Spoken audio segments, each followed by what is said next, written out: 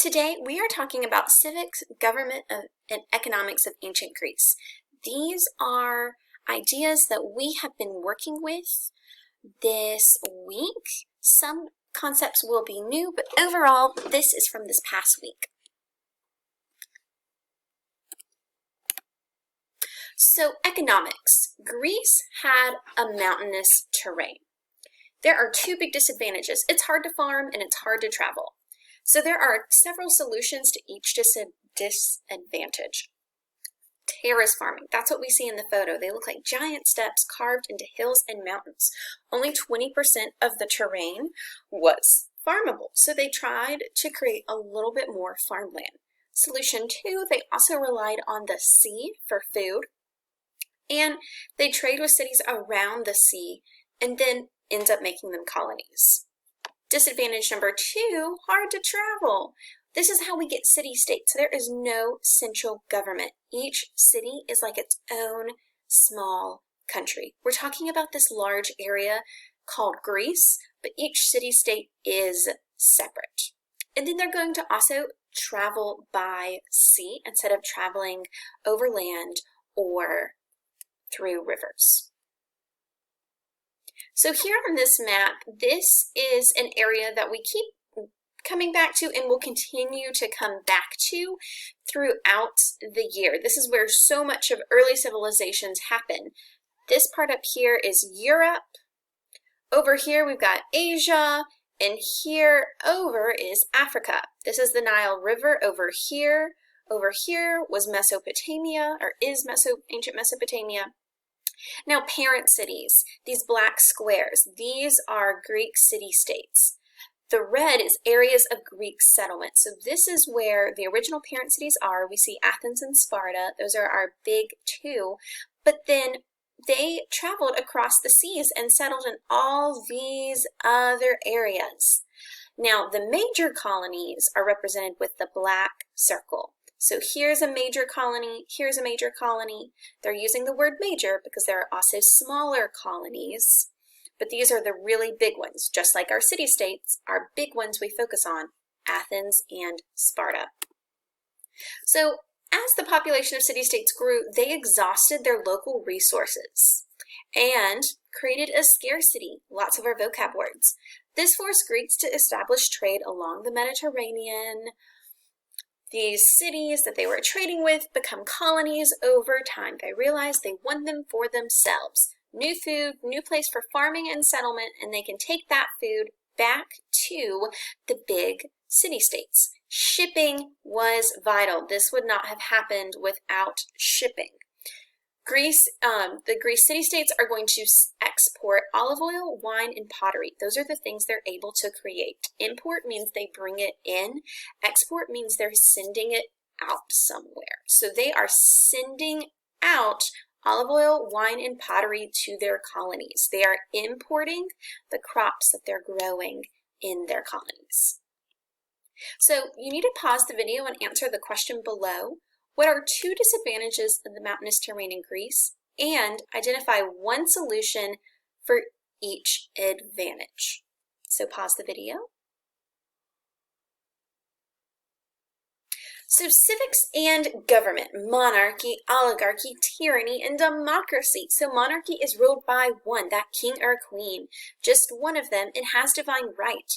Their power comes from their god or gods. Oligarchy, ruled by a few people. Oli means few. Tyranny, one is ruling, but they overthrew the previous government. Someone that does not have divine right. And democracy, ruled by the many. This is supposed to be ruled by the people, but not every person is a citizen, which causes complications with what is citizenship. So, monarchy to oligarchy. The aristocrats want more power and thought the king was corrupt and selfish. While oligarchy to tyranny, the middle class paid a military leader to overthrow the aristocrats. They wanted more power and better conditions. The aristocrats, while ruling an oligarchy, hadn't cared about them when in power. Why tyranny to democracy? Over time, the leaders became corrupt. They started out really strong and giving more power to the middle class and making their lifestyle better, but in the end became corrupt. More people wanted to stay in power because the tyrant was the one person in charge. Overall, kings serve themselves and treat others unfairly, but the rule of the people should ensure people are treated fairly. I say should because it is not a definite. So you need to pause the video and answer the question below. You'll need to go back in your notes to answer this. Why do the governments keep changing? So civics and government. Athens and Sparta are the largest city-states. That's why we talk about them. There were more city-states. There's so much more to ancient Greek history, but we can only focus on the nuggets. So each city-state is independent in its own form of government. Spartan values. They value strength, duty, and discipline in Sparta. They have an oligarchy. There are 2 kings that share the power, and it is a military culture. It is about physical strength and war and weapons.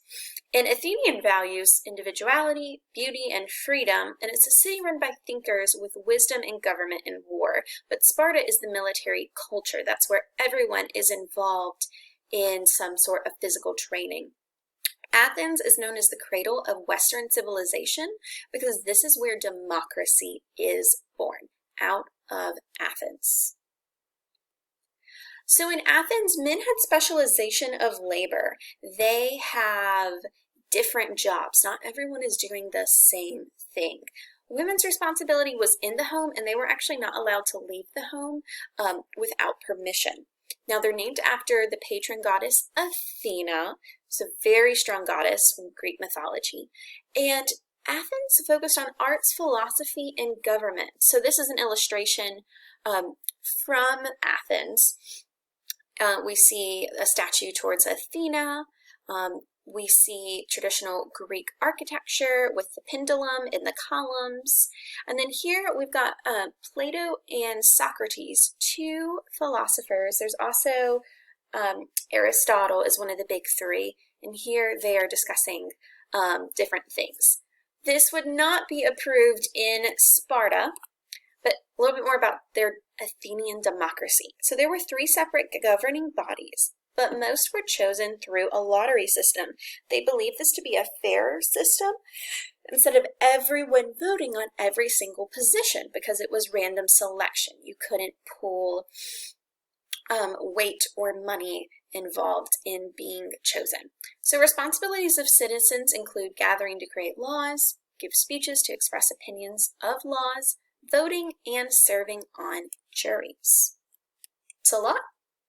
And it's a lot of what we do today here in the U.S. We don't have the exact Athenian democracy, but we did borrow a lot from Athens when our government was being created.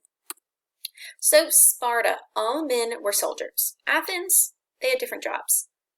Men in Sparta were soldiers. They left their families at age 7 to attend military school until age 20. And actually, if a baby was born very weak, then they would kill the child. Because to them, everyone had to be strong. Weak links meant that the city-state would become weak. Women had more rights and responsibilities than the women in Athens. So strong men and women meant future generations would be strong, and the city-state was above the individual. Everything was for the good of the city-state. If one person wanted to do something different, that was not allowed, and that thought wasn't even entertained because they were so disciplined at a young age to think about the city-state above their needs, because their needs were to serve the city-state. Enslaved people called helots would farm the land while the Spartans waged war. So the Spartan men and women were not farming. They had enslaved peoples that would supply the food. Without the helots, Spartan values would not be what they are because they would have to be farming. Athens did have enslaved people. They had a different term for them. So both civilizations, city-states, do have enslaved people. So you need to stop the video and answer the question below. Athens and Sparta can be described as oil and water. In what ways were these city-states so different. And this is the end of the notes.